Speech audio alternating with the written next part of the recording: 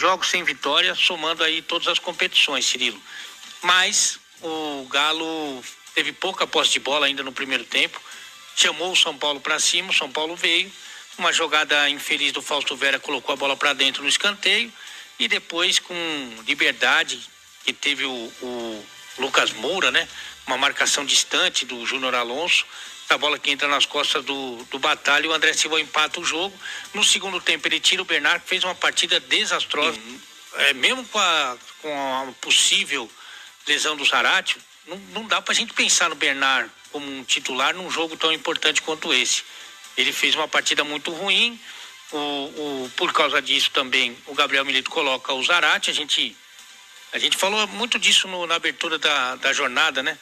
A gente confia muito na ciência, na medicina, na comissão técnica, no departamento médico. Se os caras colocaram o Zarate para jogar, é que ele estava em condição, né, Cirilo? Não dá para pensar diferente disso.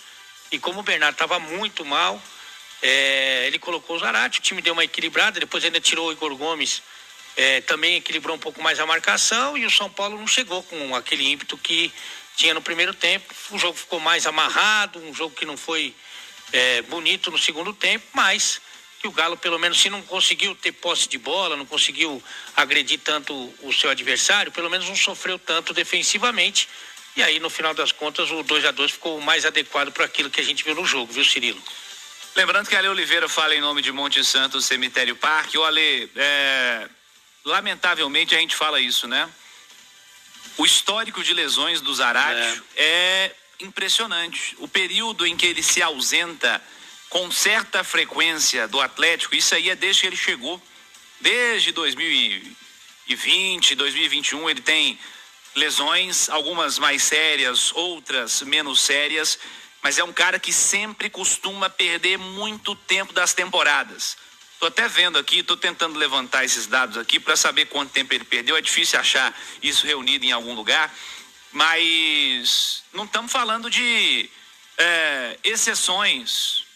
Quando a gente fala que essa temporada, por exemplo, ele perdeu cerca de 60 a 70 dias, que na temporada anterior ele perdeu cerca de um mês. Aliás, estou até vendo aqui, 2 lesões ele teve na outra temporada, ele perdeu em um mês e meio, em outro mês. Na anterior, também perdeu cerca de 2 meses. Então, assim, eu não consigo considerar o Zarate um titular do Galo, porque ele... Cara, é muito difícil falar de uma temporada em que o Zarate está sempre disponível, está disponível por 5, 6, 7 meses seguidos, cara. Infelizmente, porque é um cara que tecnicamente... Estava conversando com alguns amigos aqui num grupo, inclusive, durante o jogo. Um deles passou a impressão e eu tenho a mesma. O Zarate só joga no Brasil porque ele se machuca muito. Ah, você não tem a dúvida. Porque se ele tivesse uma sequência maior, ele estava jogando no alto nível do futebol europeu. Sempre quando eu trago aqui a minha impressão, né, o Cirilo, eu já peço desculpas pro ouvinte, pro telespectador, porque a minha amostragem de ver os jogos no estádio aqui dos times de Minas é muito menor que a de vocês, por isso que eu aprendo todo dia. Estou aqui há 2 anos e pouco, e do que eu vi do Zarate, para mim ele está no nível dos diferentes aqui do time, que é Hulk, que é o Paulinho, que é o Scarpa, que é o Arana, e para mim o Zarate está nesse nível. É dos caras que, são acima da média. Mas, para você ter uma ideia, o Scarpa nesse ano, ele jogou 61 jogos, né? O Zarate jogou 33. Ele tá falando quase da metade. Né? Então é impactante, né? Muito impactante. Porque é um cara importante que estava sendo cuidado. A gente destacou muito isso, né? Ele entrava um pouquinho, aí depois não jogava outro jogo, aí entrava mais um pouquinho, hoje entrou mais um pouquinho. Mas, mesmo assim, não conseguiu evitar mais uma lesão. Eu acho muito difícil, viu? Vamos ver as cenas dos próximos capítulos, porque eu acho difícil ele conseguir se recuperar em uma semana. Principalmente muscular, a gente sabe que é chato, e até o desespero dele, né, Cirilo? No banco de reservas ali, eu acho que ele já conhece, né? Já ficou machucado muito tempo, muitas vezes, já conhece. E é muito triste, né? Porque pro jogador... A pior coisa que tem, a gente sempre esquece disso, né? A pior coisa que tem pro jogador é não poder jogar bola. Tá impedido de exercer a profissão dele, né? E ele entrou nessa justamente por amor à bola, né? A gostar de jogar bola, né?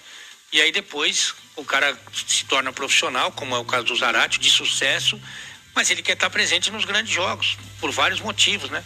Então, para ele deve ser muito duro também esse tempo do departamento médico. A gente lembrava outro dia até, fazia uma comparação com o Pedrinho, que hoje é presidente do Vasco, que também era um grande jogador, né? Mas que estava toda hora no departamento médico. E é uma pena mesmo, porque é um grande jogador e que acaba ficando mais indisponível do que outra coisa.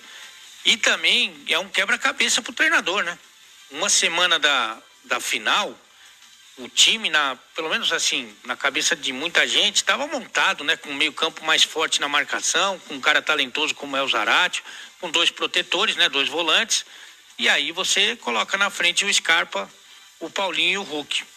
Eu acho que é um time equilibrado para pegar um bom time do Botafogo. Como é que é a escala de novo aí? 2 volantes, né? Tá. E ele pode colocar o Otávio e o Alan Franco, o Fausto Vera e o Alan Franco. Aí você coloca o Zaratio ali na frente deles, né? Que é um cara que marca, mas também produz. Aí Scarpa, Paulinho e Hulk. Seria, né? Seria. Agora, o que você vai fazer? Você vai de novo colocar o Daverson, que depois daqueles jogos lá contra o Fluminense e contra o River, não chegou nem perto daquele nível de atuação. E mais, se você colocar o Daverson, ficar Daverson e Hulk, você afasta o Paulinho, afasta o Scarpa, esses 2 têm que correr para trás, o time já fica desequilibrado.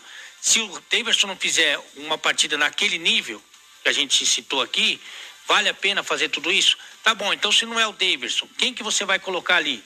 Não pode ser o Bernard, né? Não faz sentido. Entendeu? Então o Rubens, para fazer aquela dobra com o Arana, já não tem... Não tem feito sentido. Os meias que ele tem apostado não tem dado muito certo. Cara, é difícil, porque se eu fosse pensar em algum nome hoje, sem o Zaratio, sinceramente, eu pensaria na formação com 3 volantes. 3 volantes? 3 zagueiros não, 3 volantes. 3 volantes, com o Otávio, com o Fausto Vera e com o Alan Franco. Protege o meio campo. Você dá um pouco mais de liberdade porque tem muito disso que o cara fala assim, então você é um retranqueiro.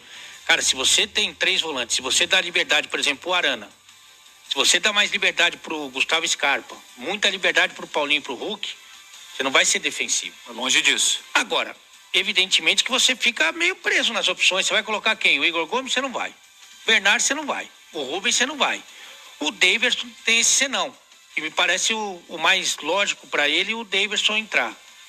Mas existe esse desequilíbrio e é contra o Botafogo. Então, é difícil, cara, porque o Zaratio era o nome certo, a hora certa, para o momento mais importante do ano.